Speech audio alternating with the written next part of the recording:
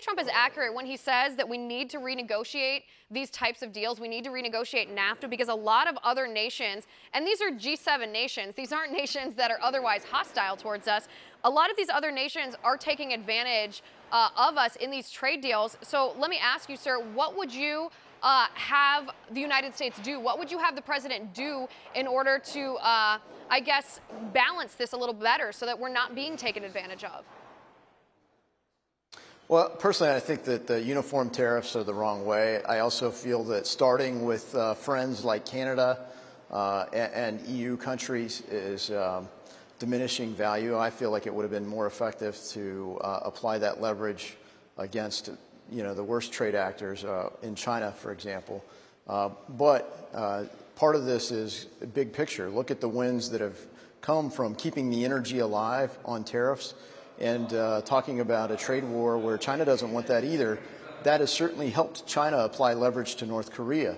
And so there's a lot going on here. A big part of trade policy has been bringing China to the table to help us with North Korea, and we just saw the fruit of that. So I wouldn't say that you can look at this in a vacuum and just say it's all about U.S.-Canadian trade policy.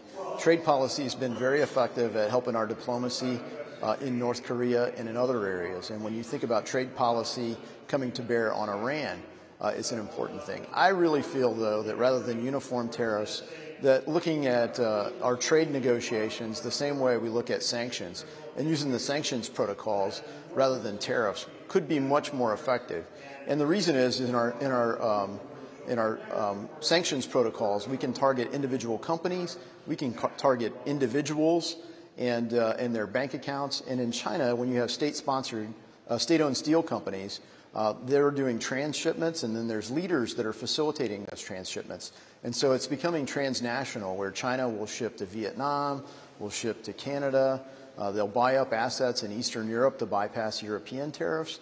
And so I think the sanctions protocol may have a promise that could be more targeted and less disruptive to the overall economy than the tariff approach. Yeah, and then I think that's a good point, too. Something, and I don't know if the president's considering that or not. Last thing, Congressman, and we only have about 30 seconds here.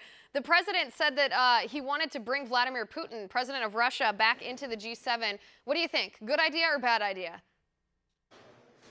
Well, they were in the G8, and of course, they're not going to displace anybody that's in the 7. So if you make it 8 again, I think the benefit there, again, is geopolitical, because I think it serves us to have Russia work more closely with Europe and become less hostile to Europe, to work more closely with the United States. Russia, in theory, could be a Pacific power as well. But what we're seeing is Russia is working with China. And if we want to unite people against China, we really could use Russia's help in that. Want to see more videos like this? Click on the link below and subscribe to One America News on YouTube. And call your cable provider and kindly demand that One America News is added to your lineup. Call and subscribe today.